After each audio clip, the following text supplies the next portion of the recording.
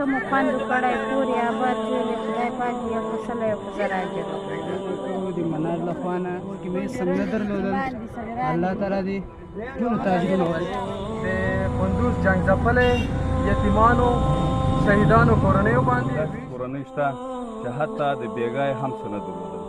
کوم وروڼه خویندې چې په خارج کې دي له هغوی نه موږ هیله کوو چې دغه بېوزلو جنګ ځپلو خلکو سره کومک وکړي. بسم الله الرحمن الرحیم. نن د جنوري 11 تاریخ ده او د 2022 د کندوز ولایت کې موقعیت لرو. زمونږ با احساس ورور ډاکټر صاحب مرسته استولی د منار له طریقه. موږ نن ویش وکولی د کندوز مسؤلینو په واسطه اوس توضیح کوو.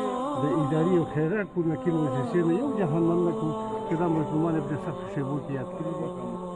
توضیح کړله الله تعالی دې د حاجي صاحب مریض ته شفا ورکړي او د خیراتو ته قبول کړي. پروردګار د اسلام ټولو مریضانو ته شفا ورکړي. یا الله یا رحمان یا رحیم ذاته زموږ د مظلومانو یتیمانو زموږ د کړېدلو زنانو په اوښکو باندې اله العالمین د رحمت څاڅکي نازل کړي. یا الله زموږ په حال ورحمت مرسته زموږ سره کړي رب العالمین دې ولس سره کړي الله ته د هغوی سره په آخرت کې مرسته وکړي. واخر دعوانا الحمدلله.